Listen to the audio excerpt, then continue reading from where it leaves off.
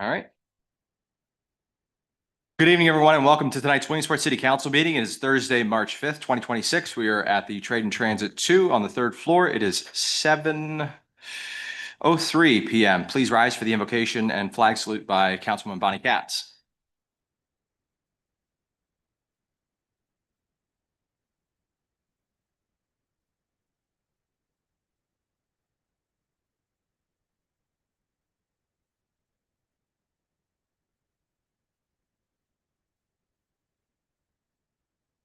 Lord, we humbly ask for your guidance this evening with this agenda, that we make swift decisions and the best decisions that are in the interest of our community.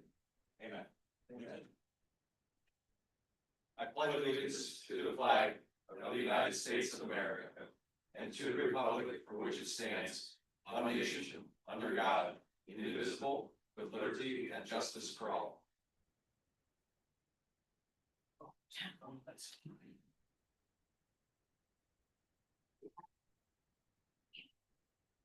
Next up on the agenda, we have the approval of City Council meeting minutes dated February 5th, 2026. Could I have a motion, please? So moved. Are there any questions regarding the minutes? Seeing and hearing none, Mrs. Frank? Mr. Yoder? Yes. Mr. Milliken? Yes. Mr. Mackey? Yes. Mrs. Katz? Mr. Pelisi? Yes. Mr. Bider? Yes, motion passes 5-0. Item number 4, we have a presentation from CEDACOG for work on the levy.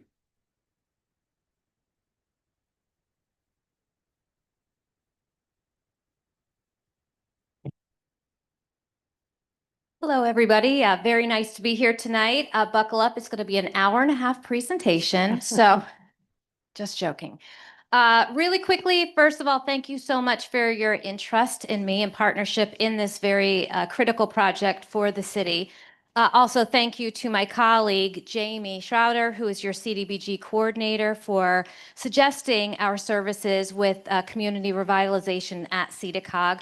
Just to give you a little bit of background, and I'm sure you're probably pretty familiar already, but CEDACOG serves 11 counties in the central region. So CEDACOG itself serves as more or less an extension of county government. Folks like Jamie and myself, she's with community development, I'm with community revitalization. We're more or less your extension of city government. So that's our role. Where can we help? Where can we help our municipalities? So we actually serve 294 municipalities in central Pennsylvania. So with that, the project that we're talking about tonight is the Williamsport Levee Improvement Project. This is a total of $10.7+ million to keep your levee that it is approved through the Army Corps of Engineers. First of all, why is that important? Well, it's your levee. And also, if that's not approved by the Army Corps of Engineers, your residents lose the protection, and thus their flood insurance will go higher. So it's very important, not just for the levee and for the obvious, but also to protect your residents and keep their bills less. So it's a very important project. So I am delighted to be here tonight because we just started this project in December. There was an issue with PEMA. This is not anything to do with the city, but this project was actually awarded in fiscal year 23. And the city did not actually get their signed contract from PEMA until I believe it was November of 2025.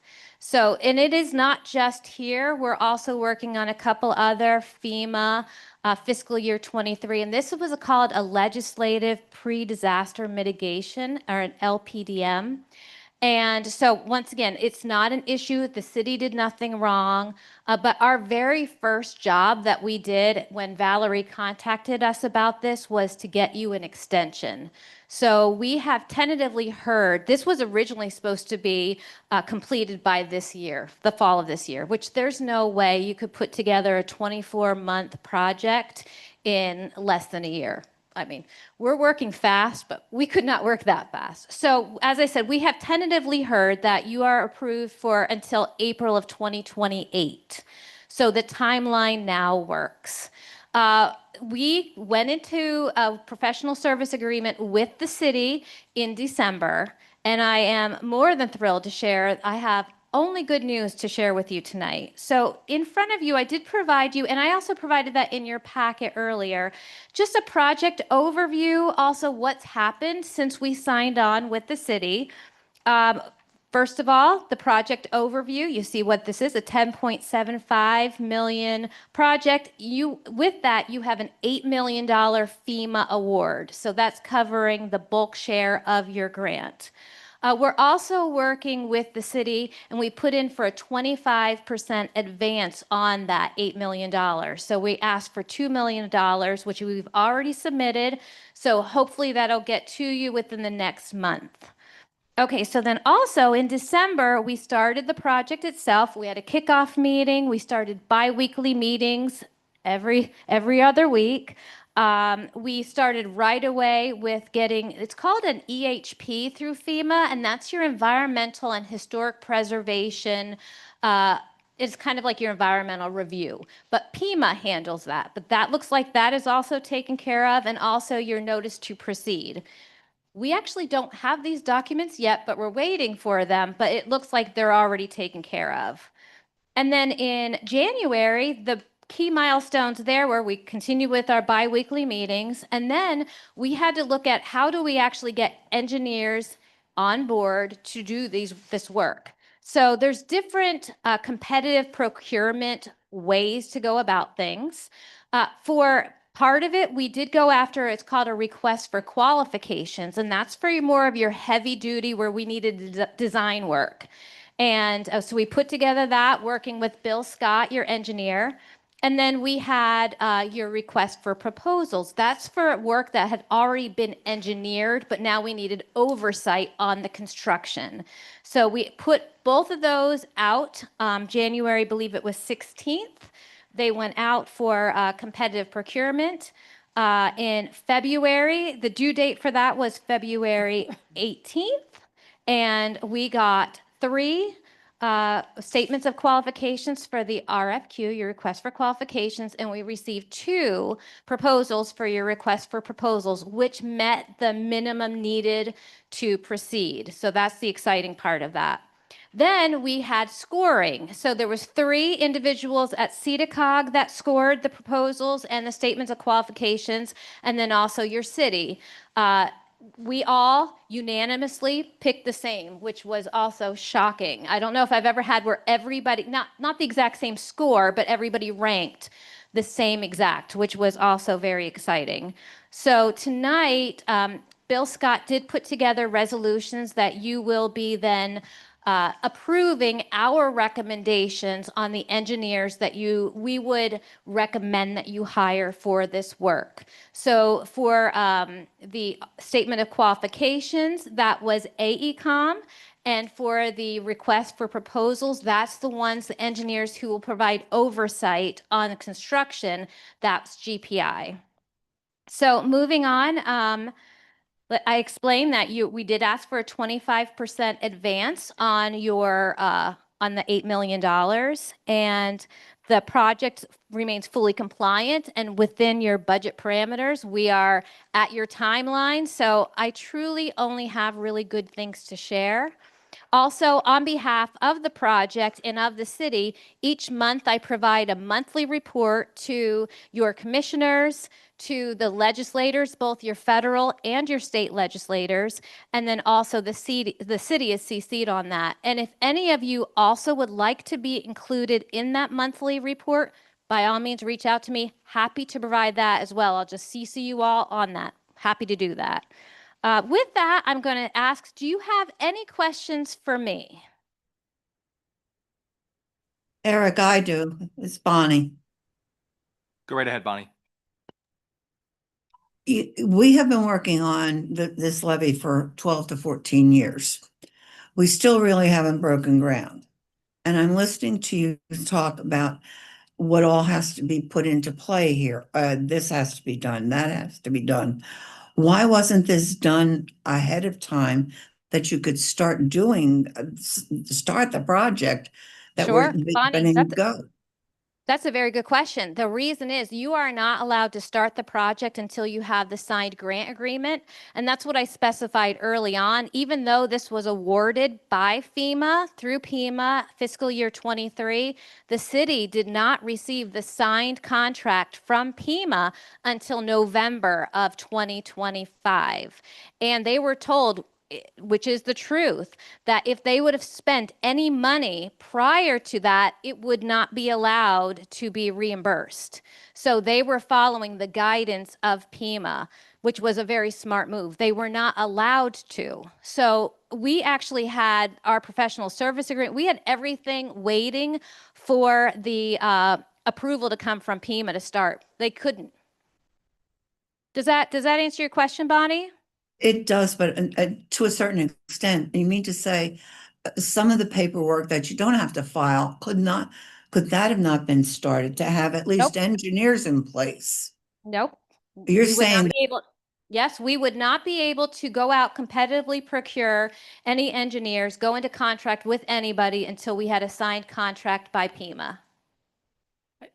I that think really, it puts us in a bind because then, $8 million. Without a doubt, Bonnie, that's why we right away got you an extension till April 2028. But this is what I'm sharing with you is this is not a fault of the city. They did nothing wrong. And this is not even city specific. This has happened with other projects that we're working on with FEMA. Yeah, Okay. the It's city just, did it's, exactly what they were instructed. They were not allowed to spend money on this project until they had a signed contract from FEMA. Now, they had a contract that looked, official, but it was not signed until November. And that's across the board. This is not just the city of Williamsport. Williamsport. well, it's a big disappointment. Like I said, we've been 1000% agreed. Yeah, agreed. It's not just you. Honestly, it's more of a FEMA issue than a PEMA issue, but I agree with you. Okay, and you're going to work on all of this to get this done as soon as possible. Yep, it is a 24-month project and we have it budgeted out every month of that 24 months. We have it estimated to finish in April 2028. Any other questions? Liz Mealy. I think part of Bonnie's point is that both she and I have been, it was either my first or second year on council, and this will be my 17th that we started discussing the levy. The $8 million grant didn't come along until later. And I think, Bonnie, that's part of the lag. We literally really haven't had any money to do anything with the levy until we received that funding. My question is, over the last 15, 16 years, we've heard about maybe 50 different projects that need to be undertaken as part of the levy work. How much of what needs to happen with the levy will be completed with this $10.7 million expenditure? Yeah, so I don't know, Scott, if you or do you want to address that, Bill? Okay.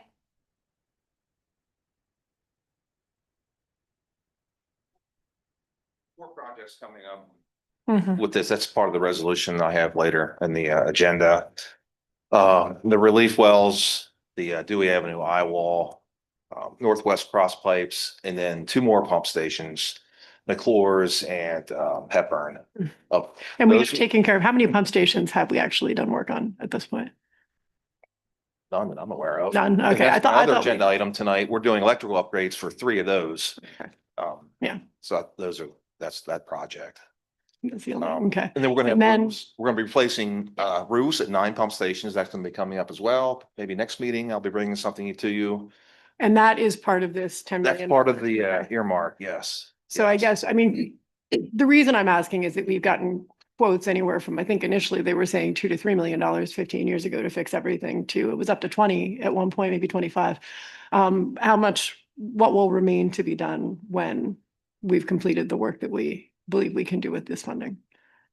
So the roofs are, I was just looking at that today. The pump station and the roofs are 2.1 million just for that.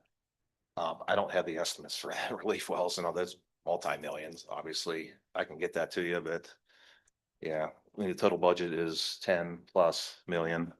Yeah, we'll use every dime of it. Okay. That's why. But we think that we'll actually be done with the work that FEMA and the Army Corps of Engineers are requiring us to do? Okay. That's what this is. But truly, The city could not be moving any faster than what they are from the time they actually received the signed grant from PEMA. They could not move any faster. But yeah, I'm not, yeah. Yeah.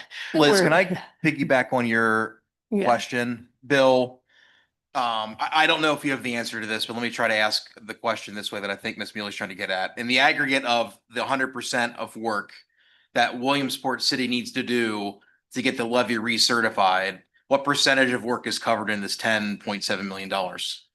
Is it 15%? Is it 30? Do you have any kind of idea? I don't want to speak tonight. Let me Fair. get back to you with that. I don't want to give you a number Yeah. that I'm not comfortable with. Yeah, and I think It's significant. It's significant. I mean, So in we're the better than 50?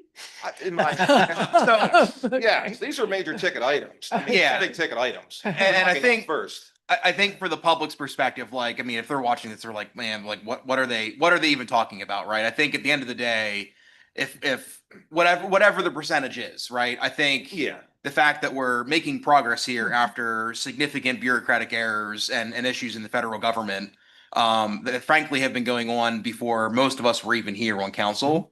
Oh, thank you for Showing putting that out, Adam. no, hey, I mean, to a couple of you, like, credit for catching the issue and like sticking with it to get us to this point. Like, it wouldn't be here without you. I mean, that's Oh, no. that's a reflection of the bureaucracy of the federal government, right? Not anybody that's been here longer than me, right? I think for the public though, that quantification would be very valuable, right? Mhm. And super basic. Right. And I think a good exercise for us to understand really what this is gonna end up tackling, so we can start communicating that out. And yeah, Right. thank No. you, Bill. I Yeah. appreciate your effort and I'll just say again, these are major high priority things we're going after very first. much so. These aren't little things at the bottom. These are the major things. No, and I think, I mean, we are delighted to see any groundbreaking happen because it came to feel for a while like all we were going to do was one study after another. And we Right. spent frankly millions of dollars of city money doing study after study with nothing actually changing in terms of the status of the levy. So none of that is to say that we're not excited to see this coming to pass. But what I am curious about is for a long time, and I think still, it seemed as though the goalposts were continually moving because climate change is driving more intense storms. The regulations set up by FEMA and the Army Corps of Engineers were changing. And so we were having a hard time of even really getting a sense of where we stood and what needed to happen. And if it's possible for us to get a sense of where we stand and what will need to happen once this funding's expended, I think it would be good to just take a moment to have an understanding of what we're going to accomplish and then how much further we'll have to go from there. Because obviously we received a pretty large chunk of money from the federal government to get where we're going to get, and we may need to begin seeking more funding. And so I think it's important to keep our eye on that long-term goal too. Yep. All right, thanks. But I do want to stress, the city did nothing wrong. And once they actually had the grant signed, they are working at lightning yet legal speed. Hmm. So I can't stress that enough. I don't know if I've ever seen a project get off the ground quicker than this one. I mean, we're running procurements at the same time, which you're allowed to, but it was a lot. So I'm just sharing with you that your city is working at lightning yet legal speed. And whatever I can do to keep you all informed, as I said, I am letting your commissioners know and your legislators. If you all want me to add council, happy to do that. I'm sending it out anyway. I think we'd like to be in. Sending out a report tomorrow. So, Mayor, I'm including you on that. Would you mind sharing with me their emails? Happy to send it to you. So thank you very much for your time. Appreciate I it. do have to tell you one more thing. I Yes, think Bonnie. between Liz and we feel like, I feel like I'm in the Peanuts cartoon where they're playing football, and as soon as it comes to kick, she pulls the football out. Do you know how many times we've been told they're going to start breaking ground? You go there and nothing's going to happen.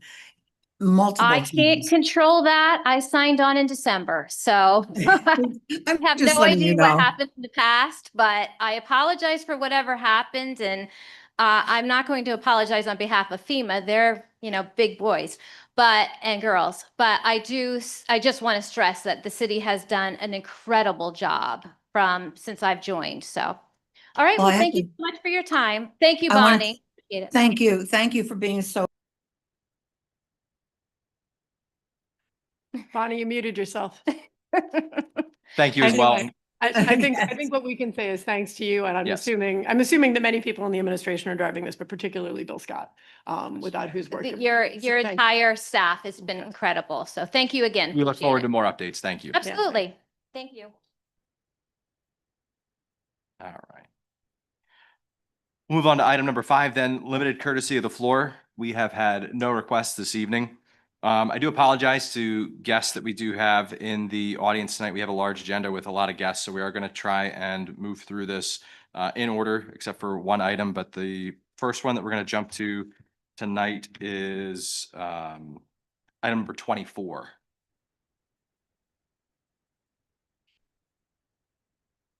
Can I have a motion, please? So move. Second. Resolution closing out community conservation partner and grant project ERC-TAG-28187. Yes, good evening, members of council. Scott Williams is unfortunately under the weather with the flu tonight, so I'm covering a few of his items. So please bear with me as I do that. With this item, I actually want to start by thanking DCNR. This project, the Comprehensive Recreation, Parks and Open Space Plan, was primarily funded by DCNR. There was a 50% match by the city. But there was a $70,000 investment by DCNR. This is one of 3 current DCNR projects that we have that are funded by them, and we appreciate all that they do to help us get work done here in the city. This project was actually started, Mayor Slaughter kicked this off before I even worked for the city, either Scott or I, worked really closely with the community, Beef Gallagher, Rob Cooley, helped to kind of lead the charge on this, and we want to thank them. I thought they were going to attend tonight, but I'm not sure. Oh, there she is, actually, as I'm saying her name as she walks in. So we want to thank Fee for all of her work on this. She was instrumental in getting the public input to get this plan underway. So our department, as we've mentioned multiple times, is focusing this year on a lot of different planning studies, the housing study, the Safe Streets for All study. This is just one piece of the planning efforts that we're putting together. And our real goal is to have a proactive, targeted investment in the city of Williamsport rather than, being reactive to grant opportunities that are available. So this will lay the groundwork for us to start doing that with our parks and open spaces. So we have the consultant team with us here tonight. It's Joanne Shelley from Evolve and Rob Armstrong from WSP, who was contracted by Evolve.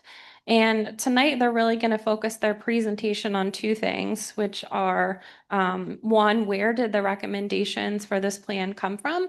Who did we talk to? How did we gather this information? And then 2, what are the recommendations? I think one of the best things that Scott Williams brought to this plan was, and when he came in on the end, was making sure to work with Evolve in a way and to work with Bill Scott, Scott Williams, Mayor Slaughter, to make sure that we were making recommendations in this plan that were implementable, right? We didn't want to walk away with a plan that said you should do 6 more studies, because we don't want to do 6 more studies. We want to start moving forward for the residents of Williamsport. And we also didn't want to walk away with a plan that said things like, you should put a dog park on Pine Square, right? We wanted to make sure that we were walking away with things that made sense for the city residents and were implementable for our streets and parks department, and were in alignment with Mayor Slaughter's vision for the city. So we're hoping that you'll agree that they've done a really great job putting this together, and I'll turn it over to Joanne, and we'll look forward to your input. Good evening, council members and audience members. I wanted to thank you for allowing me. Are you able to hear me? Yep. Okay, great. And do you have the presentation up? Or should I? Jay, Can I share it? Are you able to share I- your screen? Let's try. Great. Oh, Zoom.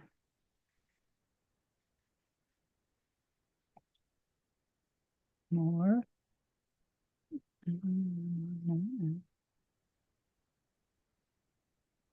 It allows me video. It's not allowing me to share my screen from this access point. Do you have a copy of the presentation? That's okay. If you just want to go ahead and get started with that, we would I will. appreciate it. Sure. So my name is Joanne Shelley. I'm a landscape architect and planner from Evolve.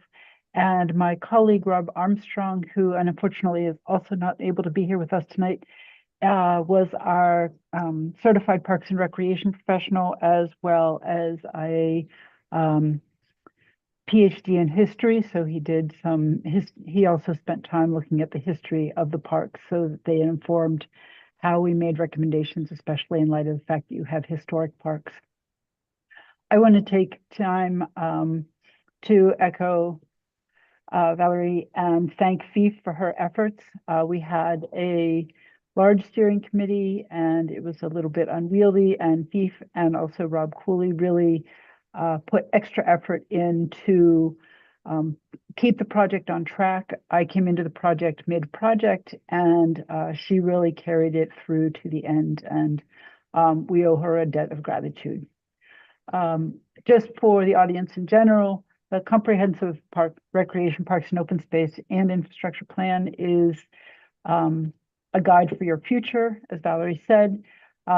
We used the guiding principles from DCNR's outdoor recreation plan, the National Recreation Parks Association pillars of health and wellness, equity, conservation, and sustainability. And then we worked with the steering committee to develop parks and recreation specific vision, mission, and goals. And the vision that they identified was that Williamsport parks improve the quality of life for all our residents and visitors. And Williamsport parks create a sense of pride in our community and welcome visitors. And their mission statement was to provide high quality, safe, and ready to use recreational, cultural, and educational opportunities for all our diverse residents and visitors. The goals that were focused on were connectivity, a 10-minute walk to a high quality park, accessibility for people of all ages and abilities, and have the parks be inclusive and equitable, sustainability, adaptability, developing parks in a manner that is fiscally responsible, celebrating community, and improving coordination and relationships with city partners. The planning process was developed in 4 phases. The first phase was listening and learning, then ideating and testing, refining and prioritizing, and then launching into action. There's a timeline on the screen, but so in the first phase, we talked about listening and learning. And who did we talk to? We had 5 meetings with the study committee to verify that we were on target with our analysis and then our recommendations. We did staff interviews from October through June of 2024, October of 2023 through June of 2024. We held stakeholder and focus group interviews from May through June of 2024. We facilitated a community survey. I'd also, again, mention that FIF was able to facilitate input from the local school students in 2 different formats, K through 12. And we had an exceptional amount of feedback from the students that responded and really helped us verify what we had heard from the community in general, but we thought that this was an important age target group and appreciate the additional input. We incorporated Facebook comments that were received after we published the community survey results.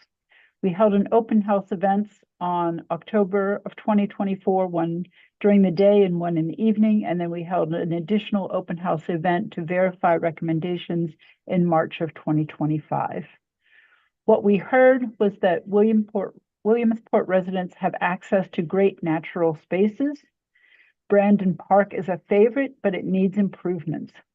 Williamsport has prioritized some neighborhoods over others. Parks are not equally maintained and amenities are not equally distributed. Park connectivity and signage needs to improve. Residents requested more programming, more activities for younger people and for seniors. When programs are implemented, they need to be better promoted. And communication about the city's parks, facilities, programming should exist online.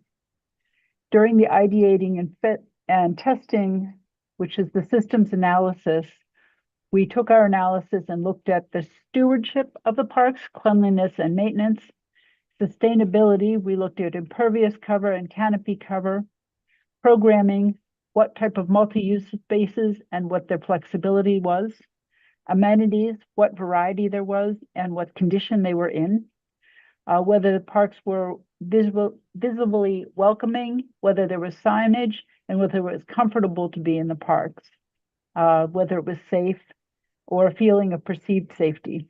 We looked at connectivity from the standpoint of walking, biking, and ADA access, and then again, safety with regards to visibility and lighting.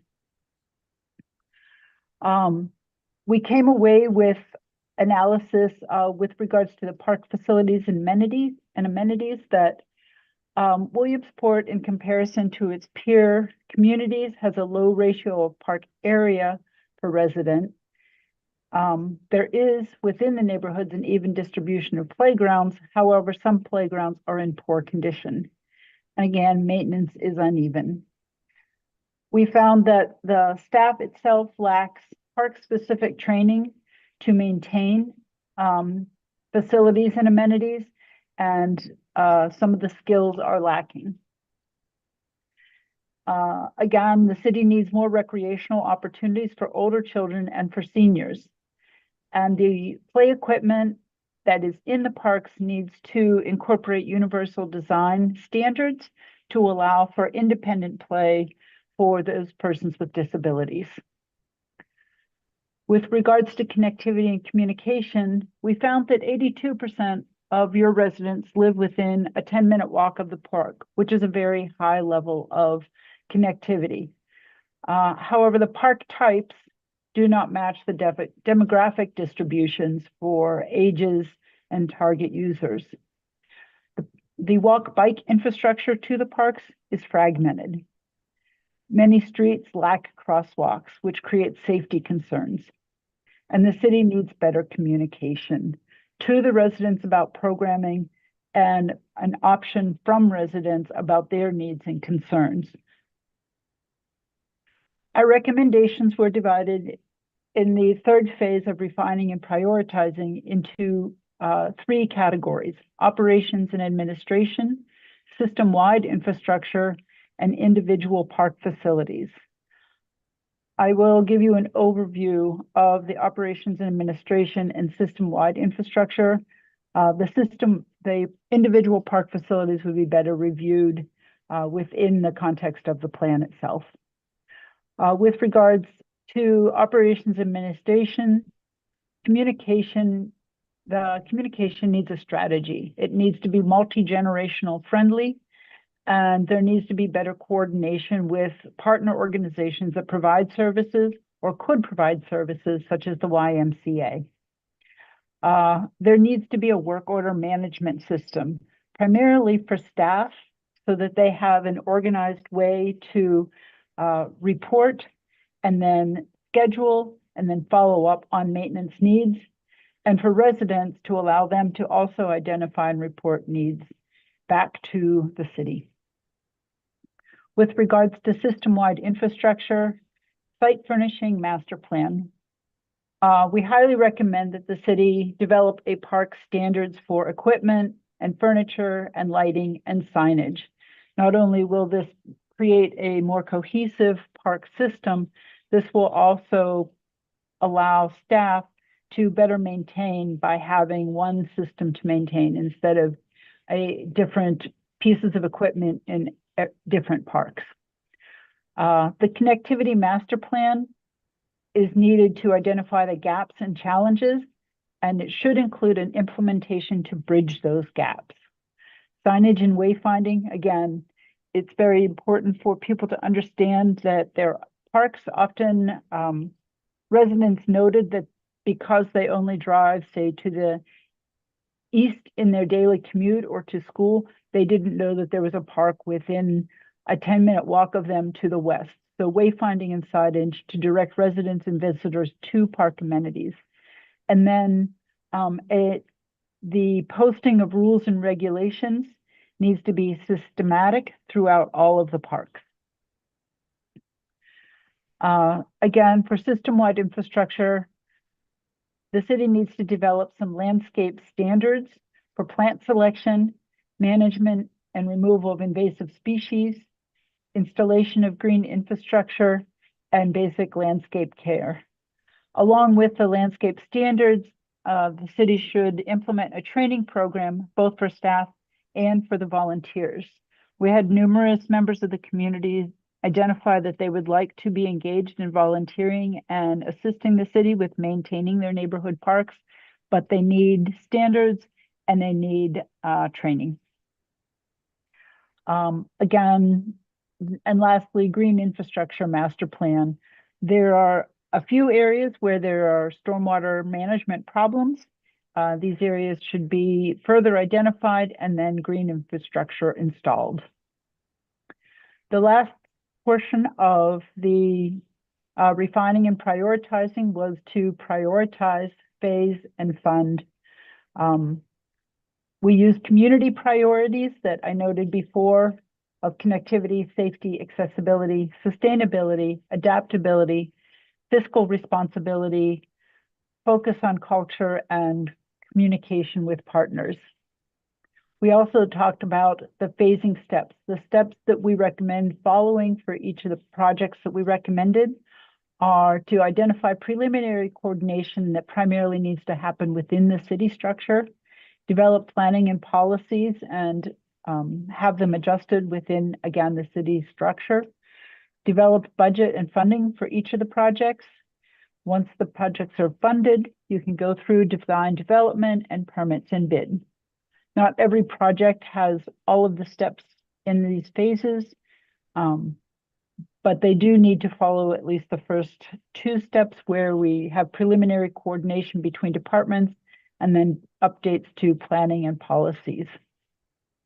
Funding options include devoting staff hours, budget allocation, and then using budget allocation funds to go after grants at the federal, state, and there's also private. Within the plan, we identified grant opportunities at the federal level, the state level, and then private opportunities such as AARP provides funding for connectivity and accessibility to public spaces. We are here today at the launch into action phase, I'm happy to say, and the first step is for City Council to adopt the plan. And then after adoption, it will be up to staff to continue to implement the phasing and develop funding options. I wanted to, again, thank the city for entrusting us with this plan to develop. I apologize that we couldn't share the visuals with you today, and we'll entertain any questions that you might have. Thank you very much for that. Are there any questions from members of council at this time? Liz Mealy.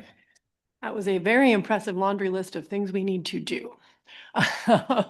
Valerie, I believe that part of the idea of completing Parks and Recreation Plan for the city was that we might be able to then secure follow-up funding for some of the goals outlined.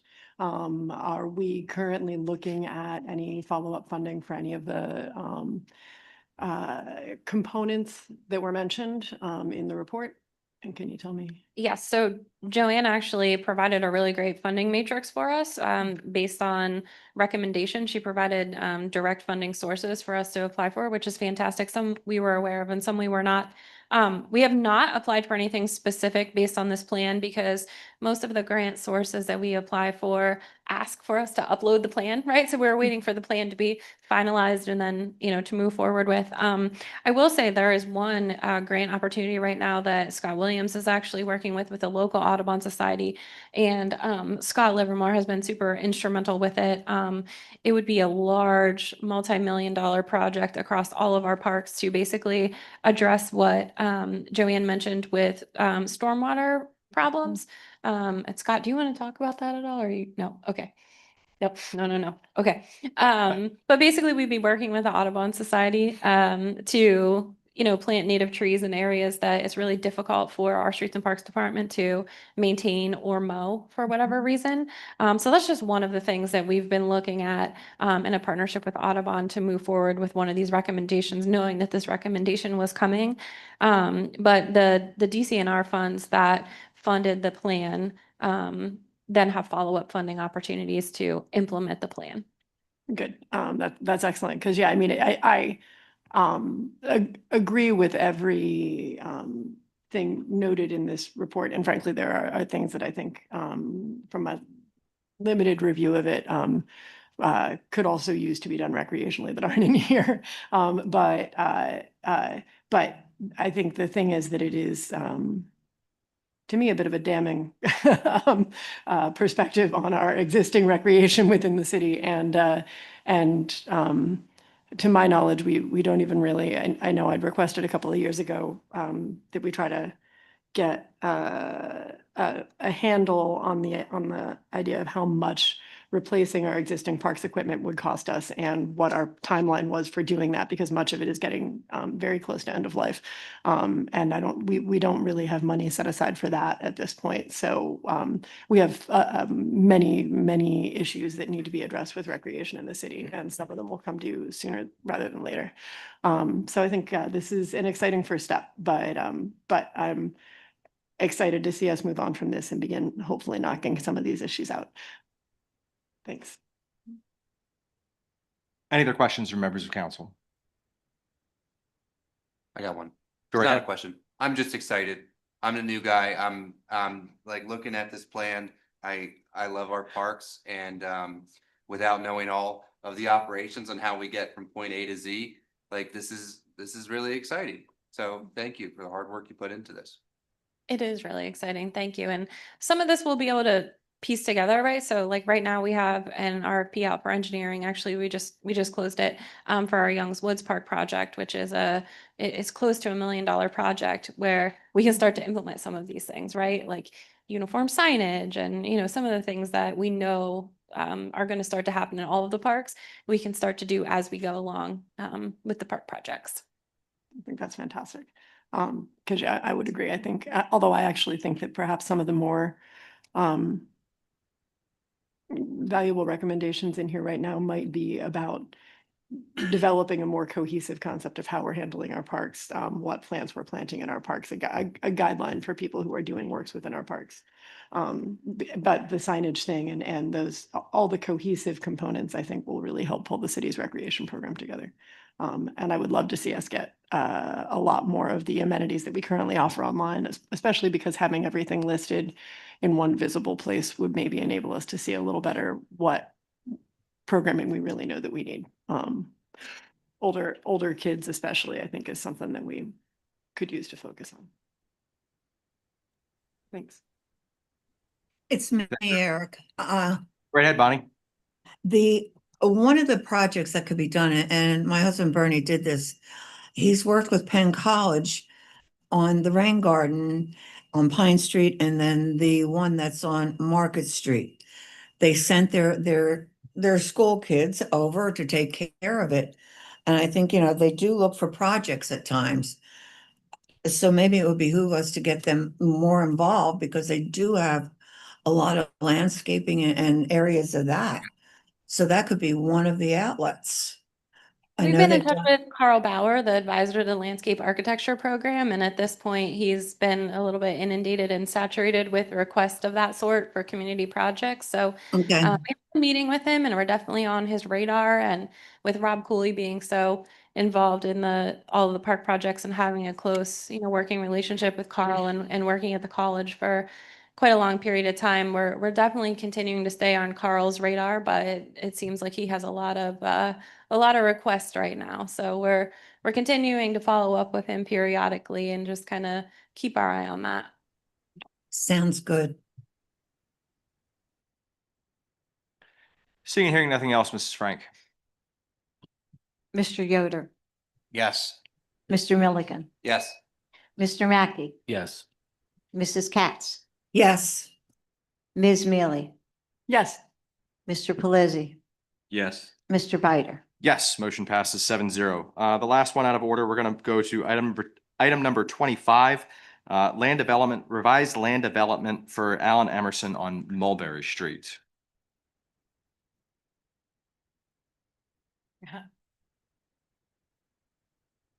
Need a motion? Can I have a motion, please? So moved. Second. Scott Williams made me promise I would tell his joke. Groundhog Day was in February. Yes, we realize we're putting the same plan in front of you that we put in front of you at the last meeting. There's a small variation on the plan. That is why we're back. Actually, the group is here if you have any questions for them, but I'll just go over this really briefly. This was approved by the Planning Commission, and actually there's a member of the Planning Commission here if you have any questions. Pending council's approval, this will just need signature from whoever council appoints as the city zoning administrator. It's been reviewed again by Bill Scott, Eric Smith Gall, and Scott Williams, and I believe all of their review letters were included in your packet. There was just a really small reconfiguration to the parking lot, really so that you don't have to back into the drive-through when you exit the property. And then also, Liz, you had asked a question. There was a little section where you had to walk over the grass if you wanted to get onto this property from anywhere other than the parking lot, basically. And they corrected that and they added a little crosswalk section there. So that's awesome. But I believe there's a representative from T. Ross here as well as the developer if you have any questions. Are there any questions from members of council?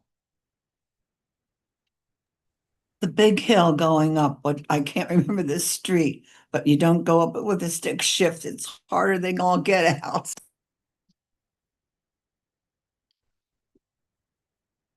Seeing and hearing nothing else, Mrs. Frank? Mr. Yoder, Yes. Mr. Milliken, Yes. Mr. Mackey, Yes. Mrs. Katz, Yes. Ms. Mealy, Yes. Mr. Pelisi, Yes. Mr. Bider. Yes, motion passes 7-0. We will move back to our regularly scheduled program. Item number 6. We have Williamsport Water and Sanitary Authority appointments of Randy Allison, a very familiar name. He's being appointed to a term commencing on today, March 5th, 2026, and ending on January 3rd, 2028, replacing Dr. Kent Trachty. And William Henderson is being appointed to a term commencing on March 5th, 2026, and ending on January 5th, 2031, replacing Johnny Meyer. We also have the Parking Authority on here of Deb Allison, who's being appointed to a term commencing on March 5th, 2026, and ending on January 1st, 2030. And Ryan Rafferty is being appointed to a term commencing on March 5th, 2026, and ending on February 9th, 2031. Do I have a motion? So moved. Second. Mayor Slaughter. Yes, good evening, President Bider, Vice President Pelisi, members of council administration. As you mentioned, Randy Allison and William Henderson to the Water and Sanitary Authorities. Obviously, Randy was on council for a long time, worked at UGI, and would be a great addition. And Mr. Henderson brings a wealth of knowledge as well to the authorities from his personal and professional backgrounds. And then Debbie Allison and Ryan Rafferty to the Parking Authority. Don't generally bring Parking Authority appointments to council, but since we had other appointments and just for transparency, we brought those as well. So we just thank all of those individuals for stepping up and volunteering their time to the authorities, and look forward to any questions you may have. Thank you very much, Mayor. This did come before us at our first Committee of the Whole meeting. William Henderson was present. I've known Mr. Henderson for a number of years, and we thank him for being willing to step up. Randy Allison was not present at that meeting. I don't thinks he gets special treatment. I don't know if we should be taking that into consideration tonight, but I think we'll let him slide. Obviously Deb Allison, we know her very well, and Mr. Rafferty's relationship with the city, we know that very well. But are there any questions from members of council? And I could add in, sorry, just real Yes. quick. Should have mentioned, I should thank Johnny Meyer was a long-standing member of the Water and Sanitary Authority. So I should have thanked him for his many, many, many years on the authorities. And Dr. Trachty, as we all know, retired from Lycoming College and has moved on. And that's the reason for his vacancy. Sorry about that. Quite all right. Liz Mealy. Who will Debbie and Ryan be replacing on the parking authority? Stephanie Allison and Adam I Weltrell. believe Chip Roush also. And Adam Weltrell. Oh, Adam, that's right. Thank you. Thank you, Adam Waldroth. Yeah. Okay, so Chip Roush is still on the. Chip is still there. Yeah. Okay, all right. Okay. All right. Yeah, that was, thank you. And yeah, I actually don't think Randy was shirking us. I don't believe he knew he was on the agenda on Tuesday. I ran into him yesterday and I said, so, and he said, what do you mean I was on the agenda? That is unlike Randy. Anyway, yeah, we are, yeah, we obviously thank anyone willing to take on serving on a city authority or a city board or commission, but we are particularly fortunate to have these folks willing to step up. So Yes. thank you. Here. If there's nothing else, then Mrs. Frank. Mr. Yoder, Yes. Mr. Milligan, Yes. Mr. Mackey, Yes. Mrs. Katz, Yes. Ms. Mealy, Yes. Mr. Pelisi, Yes. Mr. Bider. Yes, motion passes 7-0. We'll move to item number 7, please. An ordinance to transfer ordinance number 1 in first reading. Could I have a motion, please? So moved. Second. Ms. Livermore. Good evening, council. This is the first transfer ordinance of the year. So this ordinance is to allocate the funds for the levy, just so that we have everything in compliance and we're able to make the payments. This is just budgeting all of the funds that are required for the match in a line item in the emergency fund. The money's not going to go anywhere. It's going to stay there until needed. And like she said, they are giving us a 25% upfront, and this is just the match money. So it's just for compliance and making sure we have everything budgeted correctly. Okay. Any questions regarding this transfer ordinance? Seeing and hearing none? Mr. Yoder, Yes. Mr. Milligan, Yes. Mr. Mackey. Yes. Mrs. Katz, Yes. Ms. Mealy, Yes. Mr. Pelisi, Yes. Mr. Bider. Yes, motion passes 7-0. Thank you. Item number 8, please. An ordinance authorizing the release and satisfaction of certain mortgages held by the city in connection with home and CDBG program funded low-income homeowner rehabilitation projects in first reading. Could I have a motion, please? So moved. Second. Ms. Fessler. Yes, good evening again. So this ordinance is actually related to the mortgages held by the city homeowners who have successfully completed one of the city's home rehab programs. This ordinance will remove any unnecessary encumbrances on these low-income homeowners and also reduce the administrative burden on city staff. This ordinance went to committee. I think we had a pretty lengthy discussion. Are there any additional questions? Any questions from members of council? Seeing and hearing none? Mr. Yoder, Yes. Mr. Milligan, Yes. Mr. Mackey. Yes. Mrs. Katz, Yes. Ms. Mealy, Yes. Mr. Pelisi, Yes. Mr. Bider. Yes, motion passes 7-0. We're going to move to item number 9. Resolution authorizing contract for professional consulting services with CEDACOG of governments. Could I have a motion, please? So moved. Yes, good evening again. So Jamie Schroeder is actually here from CEDACOG. So I wanted to just start this one off by thanking Jamie. I know that a lot of you see her on our Zoom screen, but you don't see her in person. Jamie has been really instrumental in keeping our CDBG block grant program moving and getting a significant amount of funds spent for us over the last 2 years. Jamie actually has, I think she told me, 17 people working behind the scenes in her office, working on the multiple layers of compliance that the city is required to do. So it's not just Jamie that we're contracting with. It's a whole team of people that are absolutely critical to making sure that the city is spending this money in a way that is compliant and that we are avoiding repayments, because as you know, any repayments to these types of grants cannot be paid out of the grant. They have to be paid out of the city's emergency fund. So utilizing Jamie and her team has been just so critical for us moving forward. And we've been able to do so many wonderful projects because of that. Since Jamie's been on board, we've been meeting all of our HUD timeliness goals. We've been spending our money exactly in the manner that they've asked us to do it and exactly the timeline that they've asked us to have it spent by. So thank you to Jamie for all of that. You should have the contract before you. It is probably identical to the other contracts with CEDACOG that you have seen. If you have any questions for me or for Jamie, we'd be happy to explain any of the items in the professional services agreement that you have in front of you. Are there any questions from members of council? Liz Mealy. Just that for the public, it might be useful to outline why we're currently dealing with the 2025 fiscal year. Do you know what I'm saying? The resolution in front of me is that we're hiring CEDACOG to do work on the 2025 fiscal year of CDBG, which to my understanding would be because we probably only received our allocation in October? We actually received our allocation. I think we received it in January. Okay. In January of 2026. So Okay. the city typically receives their HUD allocation. So our 2025 allocation, we would typically receive it in September or October of 2025. That's just kind of the schedule that we're on with HUD. But because of the various shutdowns that happened last year, it got pushed back even further. So we are just now going under contract for the projects that we'll be utilizing the 2025 money for. Got it.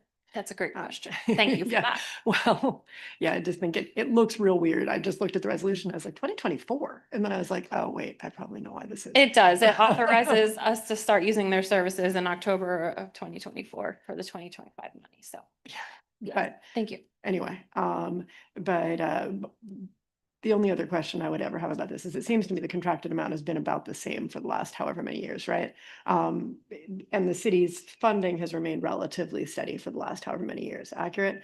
Yep. Is that to what extent, if the city loses HUD funding moving forward, would we be able to spend less money on the obligations through CEDACOG? I'm assuming that the same amount of work still exists one way or the other, but. Yes and no. I guess primarily we don't anticipate, I mean, obviously we can't predict the future and we certainly can't predict federal funding, but at this point, we don't anticipate any cuts to any of the CDBG or HUD programs. They've been so instrumental to the communities in which the federal legislators serve that they've been advocating very hard for them, and we don't anticipate any cuts.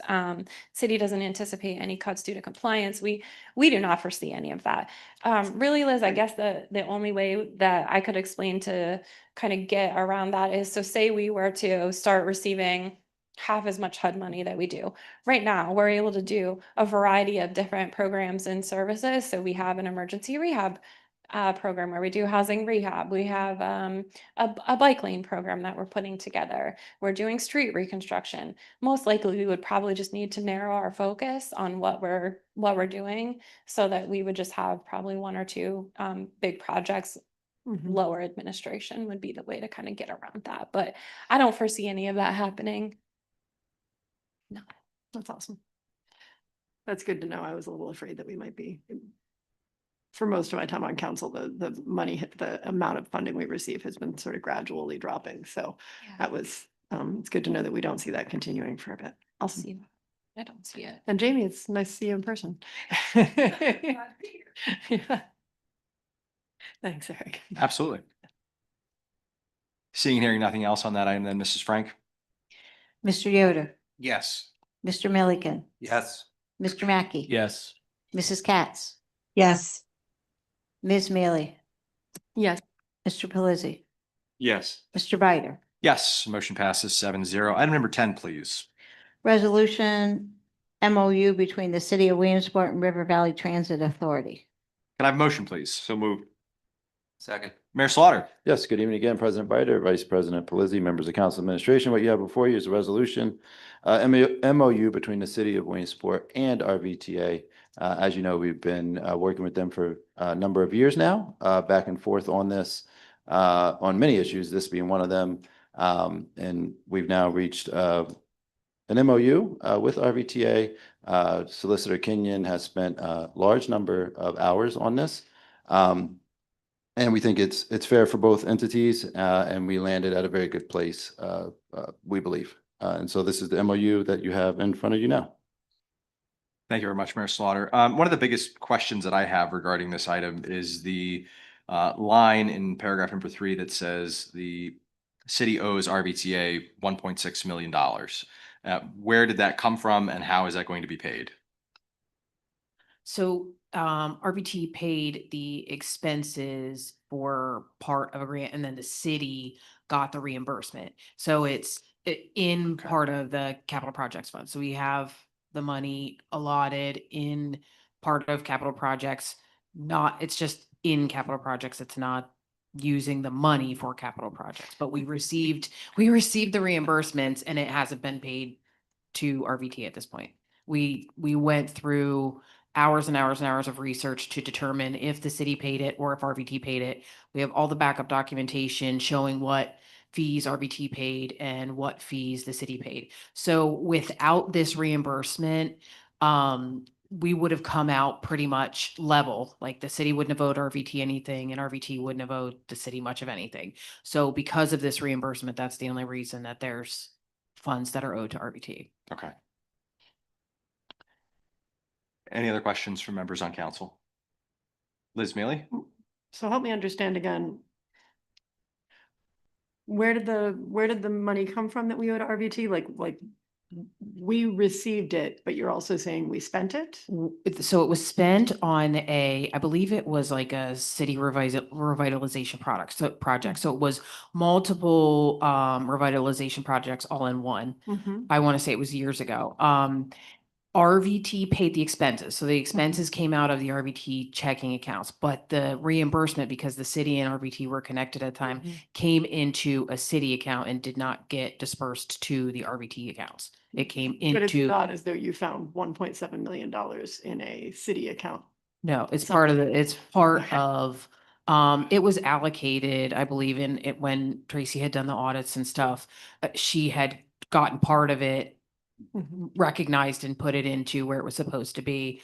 But no, it's not like we found this money missing. It was there and allocated properly. It was just in the city fund and never separated out and given to RVT when they separated. So consequently, the reason we're paying it at $150,000 at a time. That was is just an because we agreement don't between have the RVT. money right now. No, I mean, it's in the capital projects fund, but Okay. that it was an agreement that RVT offered us Okay, at the time. all right. So we have the full amount of funding set aside, Yes. and we'll effectively be earning interest on it until we pay it all out 10 years Yeah. from now? Okay. Yeah. And that full amount of money that is set aside did not come out of money that we'd set aside for capital projects. No, did and we? at some point I Right. may come back to you guys or discuss moving it into its own separate account. Right now, it's just all together in with capital projects. But we do have it allocated due to RBT. It's just in the capital projects account. Got it. It would seem to me like maybe that'd be better. Well, I don't know. I'm just trying to think like emergency and reserve or something. Yeah, I haven't just I even haven't a really non- thought much about it, but Right. just to make sure that, you know, it stays separate. Yeah, right. Okay, and that was not lined out in this year's budget anywhere, I presume, right? No, no. Okay. All right, thank you. What's left in terms of the complete detachment between the city and RBTA? So I know Yeah. there's property stuff hanging out there, then that is clearly a separate item per the MOU. But I see a lot of different things in here. You know, I guess my question or my hope is that this is it. I think this is it. We signed deed stuff last week or the week before. working through the lease things that that you guys gave us to go ahead for in November, December, whatever that was. And then this was the big ticket item. So I think really this is probably about it because the deeds have all been squared away.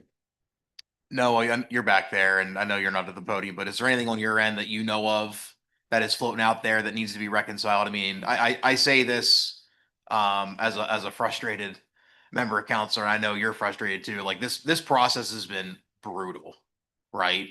For a number of different reasons, right? But you know, with hindsight, we probably rushed this too fast, right? I think if we'd have taken our time, probably a year, like taken another year, we could have worked through a lot of this and this would have been a lot cleaner, right? That's one of the big regrets I have Well, and in my 6 years. And that's not your fault, Noah, right? At all. it's been brutal on part of the city. Yeah. That's where it's been really Yeah. brutal because we've been the ones that have lost property, lost Yeah. millions of dollars at this point, and we understand that you need to be made whole as an Yeah. entity and how the transportation dollars were used for this building, for example. Yeah. So it has to go to a transportation entity, but this is one of those moments where yet again, the city's Yep. being kicked while we're still down because of RBTA. Understandably. Yeah. But we really hope that this is the end of it. Yeah. So you're not aware of anything floating out there from a detachment perspective? Basically, it's that how you mentioned deeds. I've been recorded to our knowledge. And then just, I think this agreement will be finalized. That's good news. Anything else from members of council on this item? Seeing, hearing nothing. Mr. Yoder, Yes. Mr. Milliken, Yes. Mr. Mackey, Yes. Mrs. Katz, Yes. Ms. Mealy, Yes. Mr. Pelisi, Yes. Mr. Bider. Yes, motion passes 7-0. Item number 11, please. Resolution authorizing an agreement between the city of Williamsport and Williamsport Area Little League. Can I have a motion, please? So moved. Second. Mayor Slaughter. Yes, good evening once again, President Bider, Vice President Pelisi, members of council and administration. What you have before you is a resolution authorizing an agreement between the city of Williamsport and Williamsport Area Little League, or WAL. This is just our standard annual renewal with WAL for Brandon Park baseball and softball fields. Nothing has changed in this agreement. It's the same one we've done in the last number of years. Thank you very much, Mayor Slaughter. We did bring this to our committee meeting only because of the newer relationship with Wall at Brandon Park. Wanted to make sure that there was no big changes in there that the league had requested or the city had requested as they've kind of settled in there since we put the ARPA funds into that ball field. Again, thank you very much, Mr. Mackey, for bringing that forward to us when you did a few years ago. Are there any questions from members of council? I'm just curious, 2 years out now since we've updated those fields, how are they holding up? Yeah, it's a good question. I think Councilwoman Katz asked that. There was a spot in left center, I believe, that had a small sort of drainage. Was it left center? The contractor went back out there last year, the year before, and mitigated that. So other than that, the fields are looking great. I don't think there's been any other major issues with them. Wall does a great job maintaining them. I know President Bider and Councilman Mackey, you guys are really involved with that. So from everything I've heard, people are loving it, loving the fields. They're getting used again. And obviously, like Cumming has the upper field now, so it's a lot of baseball and softball being played in the parks. Seeing, hearing nothing else then, Mrs. Frank? Mr. Yoder, Yes. Mr. Milliken, Yes. Mr. Mackey, Yes. Mrs. Katz, Yes. Ms. Mealy, Yes. Mr. Pelisi, Yes. Mr. Bider. Yes, motion passes 7-0. We'll move to item number 12, please. Resolution approving a letter of understanding between city and PA Department of Community and Development. Can I have a motion, please? So moved. Second. Mayor Slaughter. Yes, good evening yet again, President Bider, Vice President Pelisi, members of council administration. What you have before you is a resolution approving a letter of understanding between the city and the Pennsylvania Department of Community and Economic Development. We were fortunate to be selected as one of just a handful of cities, I believe, for a program through DCD, Community Technical Assistance Program, where a planner will be embedded with us free of charge to the city from DCD. She happens to be here tonight. And I'll let her speak here momentarily. But we are very, very fortunate. As you all know, we have a lot of moving parts, and any free assistance that the state would like to provide to us, we are always pleased to receive. And so this was one of those things. We've worked intricately over the years with DCD, and we're very fortunate to have received a lot of grant funding from them. And this is just another step in that process. Rachel Hobbs is here. And so I'll turn it back over to you, President Bider, and Rachel can give a brief overview of what she will be able to bring to the city. Sure. Good evening, Council. My name is Rachel Hobbs. I'm a local government planning specialist with the Department of Community and Economic Development. We're kind of like a subsection in the Government Center for Local Government. I'm in the Office of Community Planning. There's several of us scattered throughout the state. I have the Northeast region of the state, so Williamsport's actually in my territory. Our management team came up with a new program that they wanted to kind of pilot. This is the Community's Technical Assistance Program. Basically spending our time giving, you know, up to like 400 hours to a community that we think could benefit from this. We were tasked of finding a community. In conversations with the office, it was actually Jonas Crass, who just helped you guys through the stamp program, that actually recommended Williamsport to me. And after looking at some of the things that were going on, we decided that it was, you guys were really an excellent candidate for it.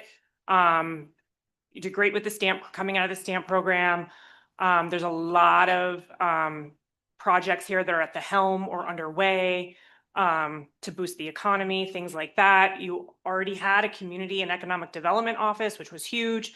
That's who I had the first conversations with. And what we came up with after a couple ideas was to really do more.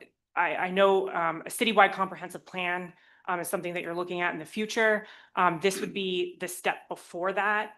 We would do a lot of like pre-planning strategy. One of the ideas, and it's in the scope of work that was all given to you, is about creating a steering committee, different members of the community, and focusing on your vision. That's what it is. It can be anything you want it to be, really, to nail that down before you start your citywide comprehensive plan. Let me see here. We feel like pre-planning assistance is effective, it's efficient, it's what we can do with limited resources and things like that. Now, in the future, if you do a citywide comprehensive plan, we have our MAP program that I could also walk you through and help you with that. So I am the main planner for it. I do have some support planners that you might see or hear from that will help out with like steering committee meetings. This is phased out over time. I think I already have to push it about a month back just from not getting here till March and things like that. But we're looking at probably like from now until probably about August, September-ish, things like that. So that's really all I have. What questions do you have for me? We're all waiting for you. I'm the big math on council. Yep. Nice to meet you. You asked very good questions, though. That's not what he says in private. Anyway, we're excited to participate in this program and to kind of help pilot it. Can you talk to me a little bit about what input will be required from those of us on council, how we can help with this as? You can be as involved as you want to be. Okay. I would obviously appreciate maybe two of you to be on the steering committee. You know, anyone from like a downtown organization that you have, a Parks and Recreation, anyone that's involved in Parks and Recreation to be on there. Where I'm looking for about, I don't like to go too big. We all know how that can get. But like, it's real fun getting meetings together when you yeah. got 20. Well, and I will make, you know, we'll do a virtual option. I want to make it as easy and as painless for everyone as possible. The more participation, the better. From all of you. I live about an hour and a half away, so you know, it's not like can be here constantly, but I want to give you the best and most of my time, you know, and so I'd say like if 2 of you would join the steering committee, I'm looking for about like 10 to 12 members on that steering committee, just to come up with like a strategy and a pre-planning process, basically. And I obviously need public input. I'm not from here, so the more input, the better. Yeah, I think that's particularly key. Every community in my experience is squirrely in its own weird ways, but Williamsport, we're certainly as squirrely as anybody else. And yeah, so the better community input we can get. I know that I'm currently kind of working on a home rule, which was another thing that came out of the stamp process with Mr. Krass. But I would imagine that we might have some people on council who'd be interested in participating in this, and that even more than that, we might be able, I will try as hard as I can to think of folks who might be valuable resources. What I'm assuming, right, obviously public safety, things like that are also of interest within this plan, but what specific community roles are we thinking might be valuable to have on the steering committee? Obviously members of council, like I said, any like downtown organizations you have, a person from any Parks and Recreation committees you have, your city employees, obviously the Community and Economic Development Office, that's who I feel like I'll probably be working primarily with through this. So fewer members of the community, mostly you members tell of me government. too. Got Like it's not my decision either. Right. Like I will reach out to these people and I will invite them and include them in everything, but I am happy to take any and all input of who you feel would be the most valuable in here. Okay. Guys, what do you think? I mean, we don't get a lot of opportunities where all the members of council are sitting together. So this is a good moment to kind of, if anybody has people that they think, or I guess a way in which they think we should structure this that is not laid out yet. And anything that comes up, you'll have my Yeah, contact I information. understand that as Yeah. well. But like I said, sometimes we think a little better in groups, and so it might be. 100%. But yeah, I guess I'm trying to think of ways for a steering committee to perhaps then reach out tentacles, for lack of a better term, that's a really terrible term, into the community and solicit input from other people within the community, because I think that's kind of a valuable, a bit of a trickle up effect from folks on the ground. And I'd be excited to see that take place, because I think there are a lot of things that we have traditionally overlooked. We talked about this in committee on Tuesday, but Williamsport's comprehensive plan has historically always just been a part of the counties. And so the idea of pre-planning for a They comp mentioned plan that is to me, something that we yep. really haven't done before. And I think that the city is so unique within the county that oftentimes the city's needs and projects get lost a little bit within the needs of the larger county. So I'm really excited. I for agree. I this think you're a large process. enough city that you need your own. And I think that was actually one of my first questions when I contacted them. I said, where's your, I saw a lot of plans. And I said, where's the comprehensive plan? And we do it with Lycoming County, but a goal of theirs was to have your own. And, Right. Yeah. I think that's key. I think particularly with the population challenges that are facing most of central Pennsylvania, but particularly facing Williamsport, a comprehensive plan that focuses on increasing population and increasing public involvement and really building to hopefully better serve our community so that we become a place that people stay and choose to move to is to me a lot of what a comp plan is should be constructed around. Yes, and we're seeing a trend of this across the Commonwealth too. Well, just for instance, like there was one planner at DCED before. I was 2 years ago, and then they added 10 of us. So because there's such a demand. So Okay. And so you are effectively to a certain extent, replacing most of us small cities who don't necessarily have the time and the ability to do things like that. It's an assistance. That's excellent. We are pleased to partner with CEDACOG in this effort. Thank you. Great, for your thank you. time. Thank you for having me. Any other questions from members of council? Thank you for being here. We really appreciate it. We're very excited. Mrs. Frank? Mr. Yoder, Yes. Mr. Milliken, Yes. Mr. Mackey, Yes. Mrs. Katz, Yes. Ms. Mealy, Yes. Mr. Pelisi, Yes. Mr. Bider. Yes, motion passes 7-0. Item number 13, please. Resolution authorizing the agreement between the city of Williamsport and Barry Isett. Can I have a motion, please? So moved. Second. Mayor Slaughter? Yes, good evening once again, President Bider, Vice President Pelisi, members of council administration. What you have before you is a resolution authorizing an agreement between the city and Barry Isett. This is for zoning enforcement officer while we're in the application process. So for Gary Narr, his job is posted. However, in interim, obviously, we still have a lot of zoning requests coming in and a lot of permits that need to be reviewed and go out the door. So Barry Isett, who we work with, of course, was Glenn and the BCO, is able to have a zoning officer, Phil, who is on the call tonight. He's on virtually.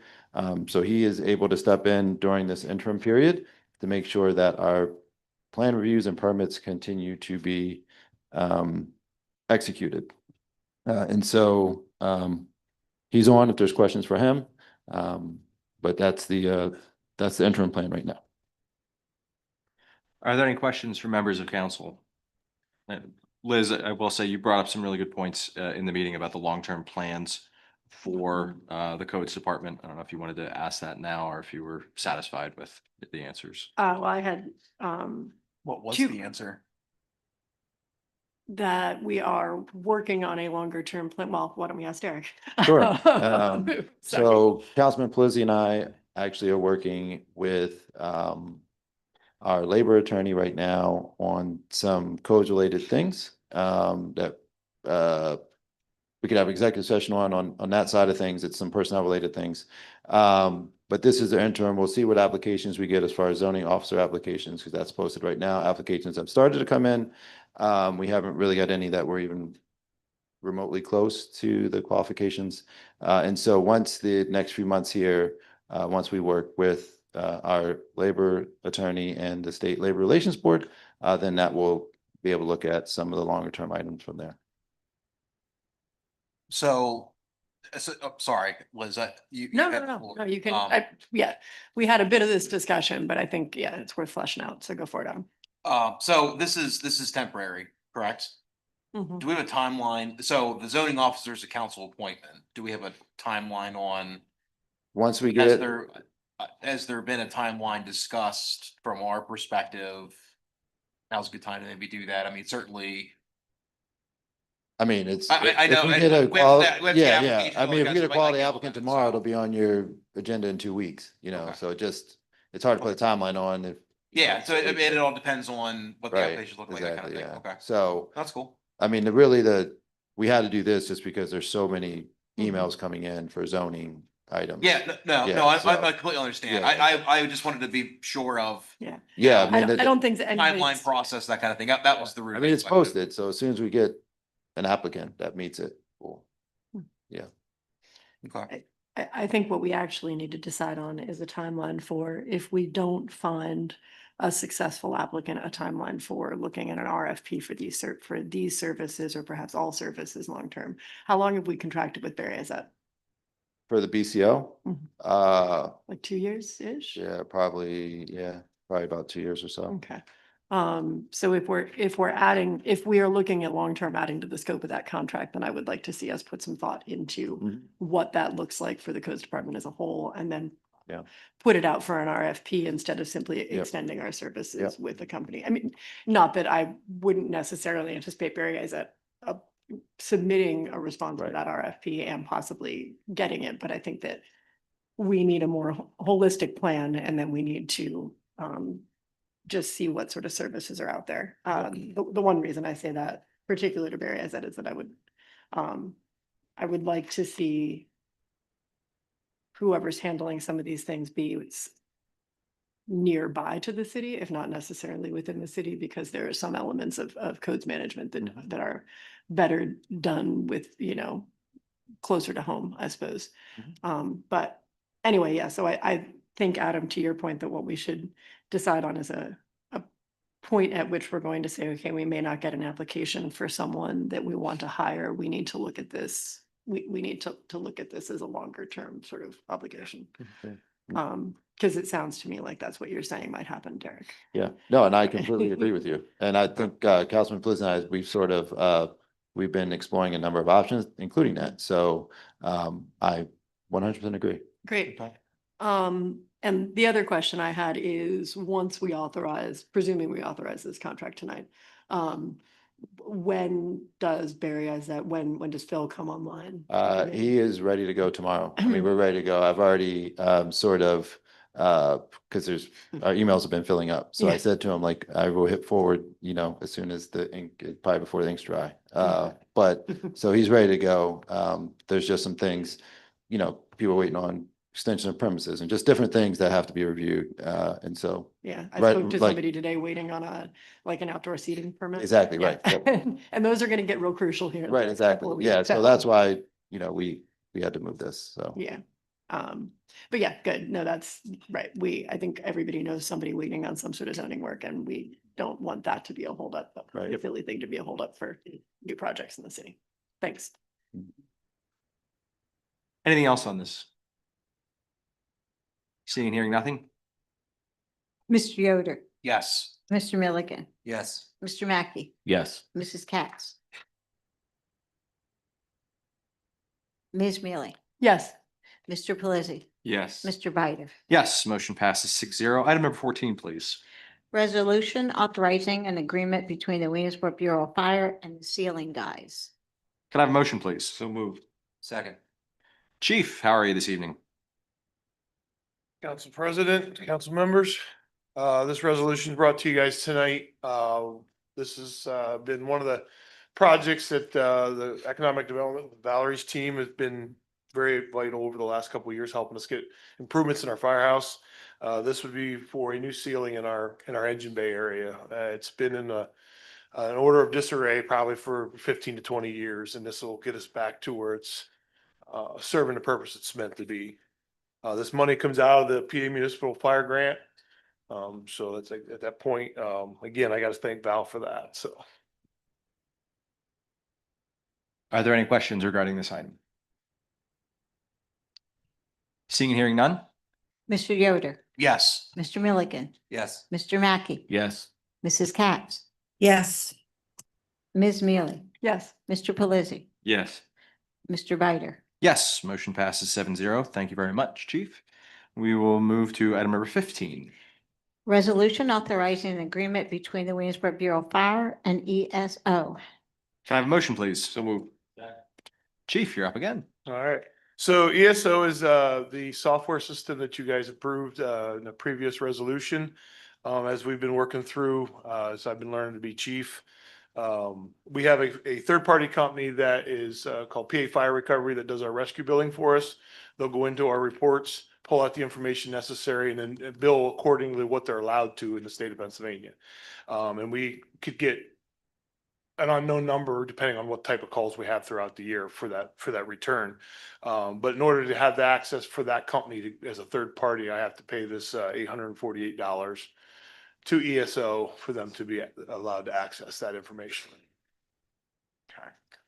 Are there any questions from members of council? Seeing and hearing none, Mrs. Frank? Mr. Milligan, Yes. Mr. Mackey, Yes. Mrs. Katz, Yes. Ms. Mealy, Yes. Mr. Pelisi, Yes.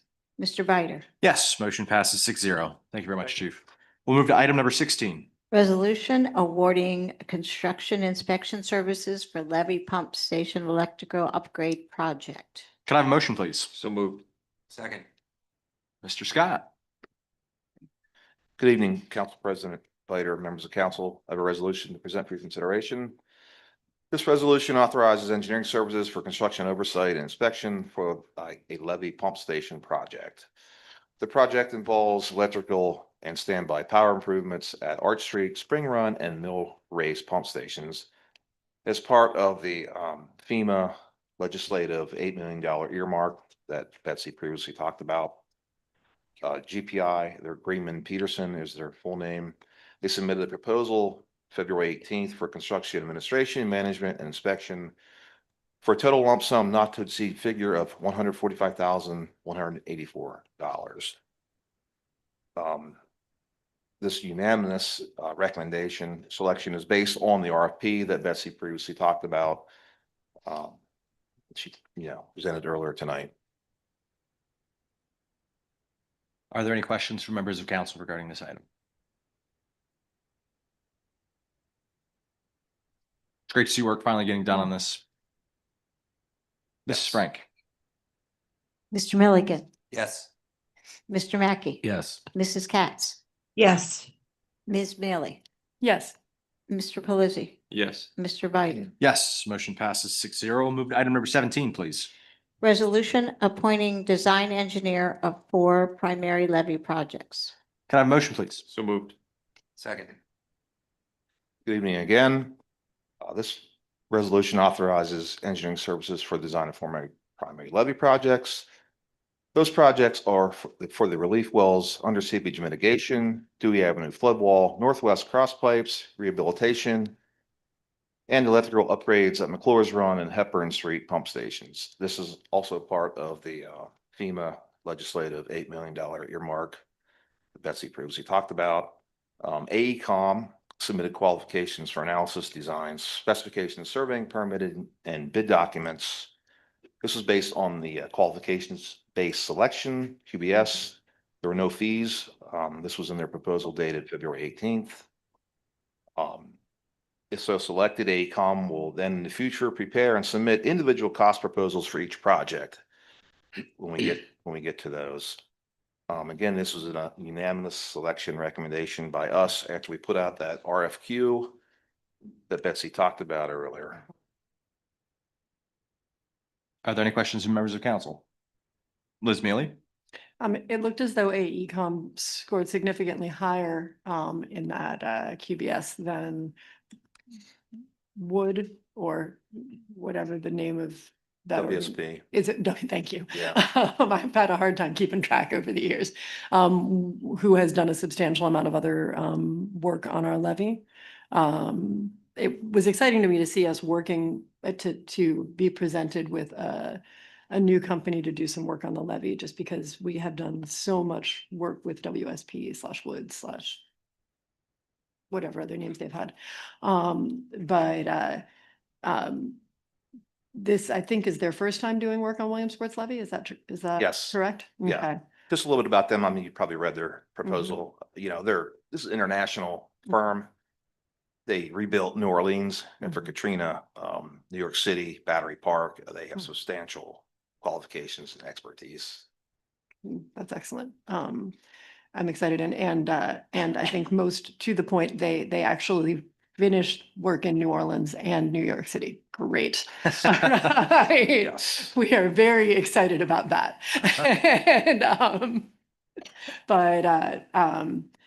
yes, I'm excited to see a new firm stepping into the levy work and was excited to read their qualifications as well. So thank you, Bill, for bringing these guys to us. Anything else from members of council? Seeing, hearing none, Mrs. Frank? Mr. Yoder, Yes. Mr. Milliken, Yes. Mr. Mackey. Yes. Mrs. Katz, Yes. Ms. Mealy, Yes. Mr. Pelisi, Yes. Mr. Biden. Yes, motion passes 7-0. Item number 18, please. Resolution to adopt and submit Act 537 sewage plan for Blooming Grove Road project. Can I have a motion, please? So moved. Second. Final time. Good evening again. This resolution is to adopt and submit Act 537, Component 3 Planning Module for the Blooming Grove Road Interceptor Relocation Project. The Pennsylvania Department of Environmental Protection requires a municipality to adopt and maintain an official sewage facilities plan. The city of Williamsport, in coordination with Lowestoft Township and the Williamsport Sanitary Authority, has prepared a sewage facilities planning module. A little bit about the project. The project involves relocating existing 8-inch sewer main, which follows Graffius Run to a new alignment in Blooming Grove Road. The project will start approximately 650 feet north of the intersection of Maybe Hill Road in Lowestoft Township, continue south 1.3 miles to Elmira Street, and then turn south on Elmira Street for 1 block to Highland Terrace. This project is being developed by the Williamsport Sanitary Authority to reduce or eliminate inflow and infiltration and to make the sewers and manholes more accessible for routine maintenance. That's pretty much it in a wrap. I have Eric Smithgall, Director of Engineering for the Sanitary Authority. He's online as well. Are there questions from members of council regarding this item? Just quick question that I have, cost to the city about this, and then what kind of disruption are we looking at on Blooming Grove Road, that top of Market Street, Grampian Boulevard, Highland Terrace intersection? When should we expect that to start? Eric, did you hear that? Yes, I did. So, members of council, thank you very much for entertaining this resolution here. Yeah, the Williamsport Sanitary Authority received a PAH2O grant for this project in the amount of $3 million. And then the rest of the cost of the construction will be covered through cash accounts and rates. So the estimate or the grant requirement is roughly 2/3 paid for by the grant and then 1/3 by the Sanitary Authority. Regarding construction, construction is anticipated to begin sometime this summer, and we will make sure that we notify residents ahead of that. Excellent. Seeing, hearing nothing else then from members of council, Mrs. Frank? Mr. Yoder, Yes. Mr. Milliken, Yes. Mr. Mackey, Yes. Mrs. Katz, Yes. Ms. Mealy, Yes. Mr. Pelisi, Yes. Mr. Bider. Yes, motion passes 7-0. Thank you. We'll move to item number 19, please. Resolution authorizing for purchase of Cub Cadet Pro Z dual wheel mowers with cool tops. Can I have a motion, please? So moved. Second. Mr. Livermore, this sounds like something that I need at my house to cut my grass. You got some steep hills. Does it sure. also have a beard? I feel like. Yeah, good evening. So what you have before you is resolution authorizing to purchase 2 Cub Cadets from Lawn and Golf at $46,362.88. These were are in our capital projects flood line item, and we are replacing them with a vent track. So it's a single machine we have right now. We did some demoing last year, you know, trying to cut some costs and some machines we got. We ended up getting 2 of these for the price of 1. Does the same thing on the levees. So it's a specialty type of machine that does the mowing of the levees. So any questions? How cool is the top? Let me know in August when I put you on it. Yeah, how about it? Because these are for the levy, were they taken out of, you gotta forgive me because I don't remember. Were they taken out of? Okay, it was the flood line item. That's Yeah. really what my question Yeah, was. same Thank you. capital projects flood line item. All right. And can these be used in other places in the city if they have to Yeah. be? Okay. Yes. Yeah, they're just pretty much a zero turn on steroids. Right. Any other questions from members of council? Seeing and hearing none? Mr. Yoder, Yes. Mr. Milliken, Yes. Mr. Mackey, Yes. Mrs. Katz, Yes. Ms. Mealy, Yes. Mr. Pelisi, Yes. Mr. Bider. Yes, motion passes 7-0. Item number 20, please. Resolution approving substantial amendment to fiscal year and annual action plan for community development block grant program. Could I have a motion, please? So moved. Second. Good evening, members of council. So tonight we have for you a resolution to conduct a substantial amendment to our 2025 fiscal year action plan. We'll be moving $45,000 out of the Scott Street Pocket Park that we had previously budgeted for and moving that into street reconstruction. The park is just not ready to move forward at this point in time, and we feel that it would be best to get these funds somewhere where we can utilize them and revisit that at a later date if need be. And Jamie is here from CEDACOG yet, so if there are additional questions about the process or anything like that, happy to have her come up and speak. Any questions from members of council? Seeing, hearing none, Mrs. Frank? Mr. Yoder, Yes. Mr. Milliken, Yes. Mr. Mackey, Yes. Mrs. Katz, Yes. Ms. Mealy, Yes. Mr. Pelisi, Yes. Mr. Bider. Yes, motion passes 7-0. Item number 21, please. Resolution authorizing award of professional service agreement to Hunt Engineering for engineering services for improvement at Sojourner Truth Ministries. Can I have a motion, please? So moved. Second. Thank you again. So we are seeking to enter into a professional service agreement with Hunt Engineering. We have Chris Kaiser here representing them if there are questions.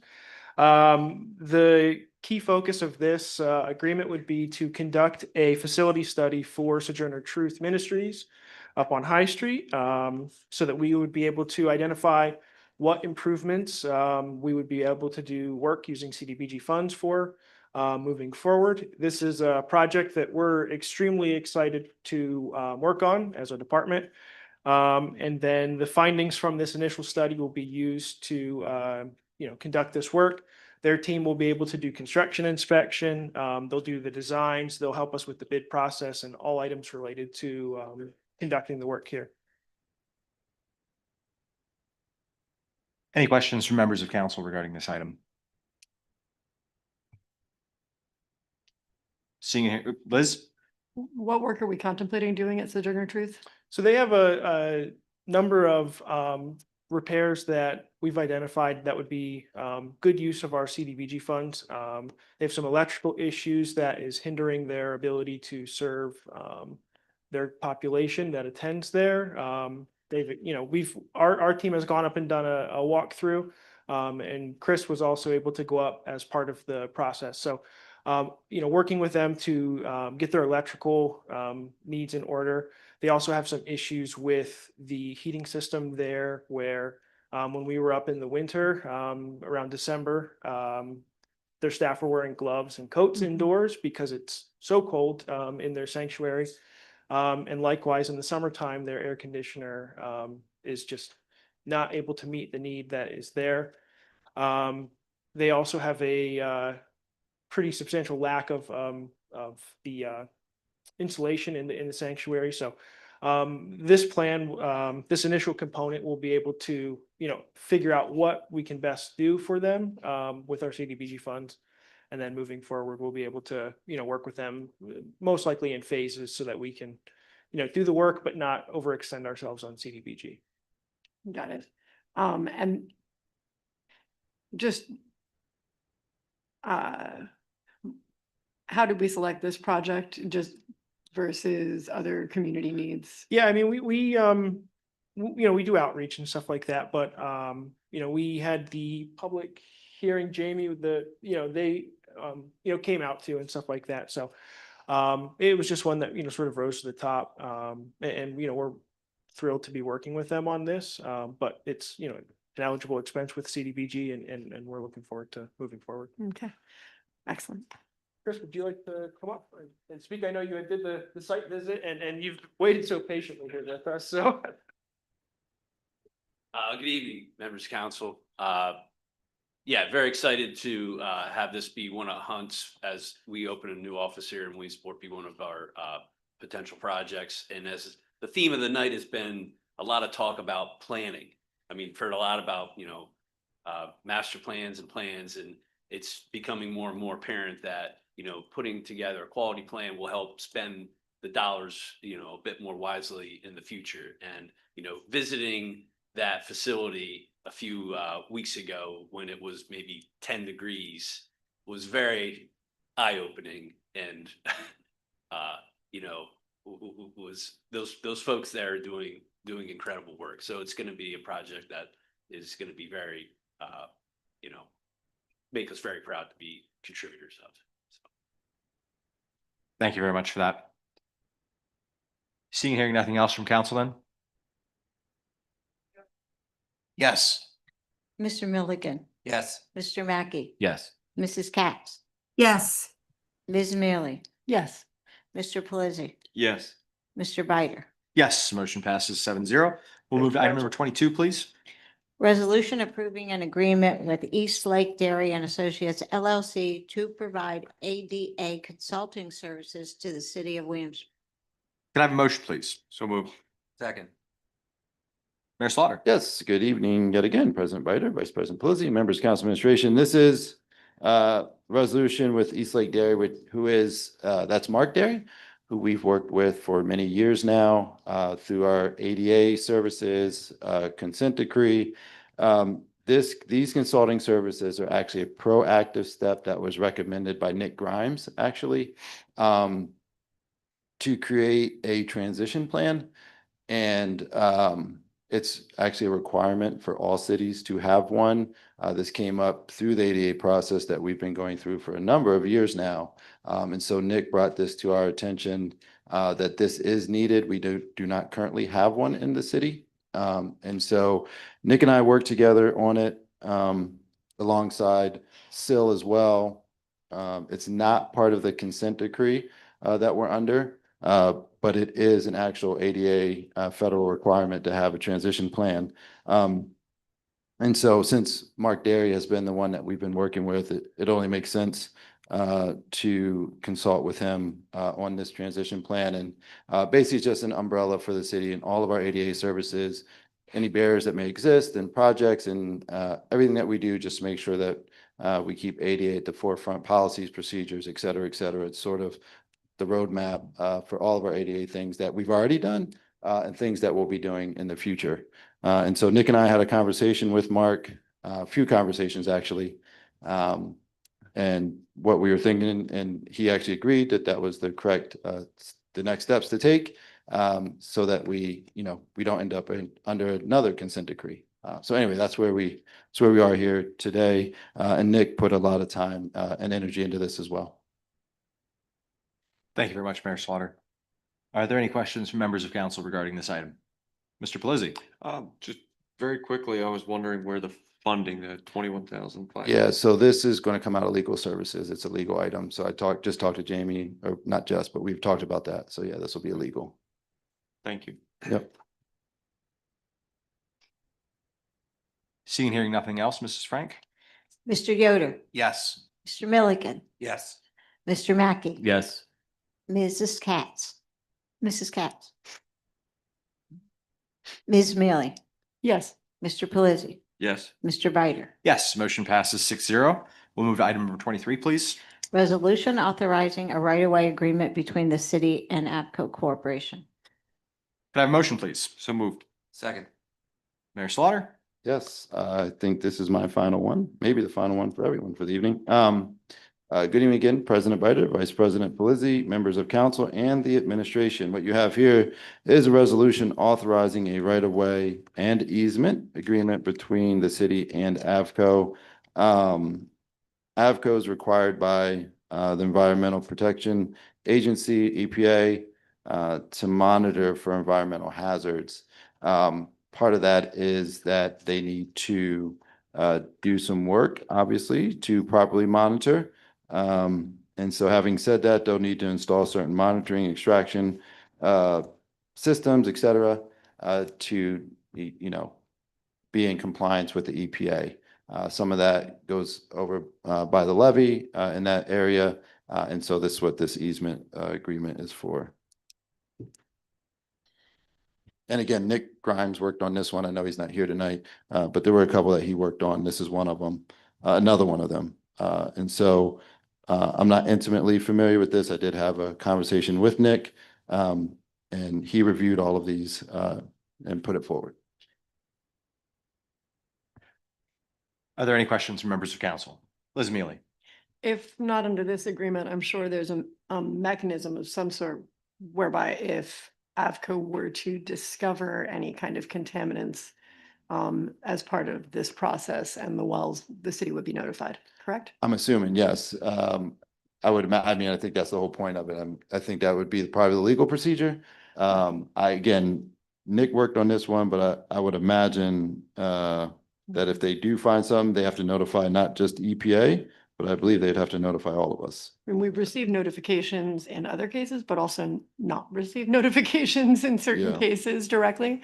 I didn't see anything specific in this agreement, but I was reading it pretty quickly, so I might have missed it. Yeah, I mean, I can ask that question and follow up with Nick on that, Okay. but I would think that's the whole point of it. But I could, Well, I mean, the point of it is an easement to allow them to gather. well, right, exactly, what I'm saying, materials. right, but I mean, to Yeah, gather right, stuff to right. let us know if there's a problem. Yeah. Okay. Just wanted to make sure that was Yeah. part of the. But I can ask plan that here. Okay. tomorrow. All right. Thank you, Derek. Any other questions from members of council? Seeing, hearing none, Mrs. Frank? Mr. Yoder, Yes. Mr. Milligan, Yes. Mr. Mackey, Yes. Mrs. Katz, Yes.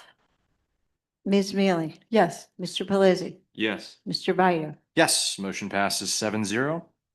Item number 26, except for filing, the Finance Committee meeting minutes from October 14th of 2025, Public Safety meeting minutes from June 3rd of 2025, the Economic Revitalization Committee meeting minutes from June 5th, 2024. Control, is that correct? 2024? That's correct. Okay. And the Controller's report from January 2026. Can I have a motion, please? So moved. Second. Any questions about the accepting for filing? Seeing, hearing none? Mr. Yoder, Yes. Mr. Milligan, Yes. Mr. Mackey, Yes. Mrs. Katz, Yes. Ms. Mealy, Yes. Mr. Pelisi, Yes. Mr. Bider. Yes, motion passes 7-0. Item number 27, we have announcements. The next regularly scheduled city council meeting will be held on Thursday, March 19th, 2026 at 7 p.m. here in Trade Transit 2 on the third floor. There will be an executive session immediately following tonight's city council meeting. Upcoming meetings on Wednesday, March 11th at 3:30 p.m., the O&E Pension Board. Tuesday, March 17th at 1 p.m., the Committee of the Whole. 6:30 p.m., HARB. Wednesday, March 18th at 10 a.m., Blighted Properties. Thursday, March 19th at 10:30 a.m., Zoning and Hearing, and at 7 p.m., the regularly scheduled city council meeting. Are there any comments from members of the public this evening? I just want to add for the executive session, the purpose will be to consult with the solicitor and to receive information otherwise privileged by law. Thank you very much for that.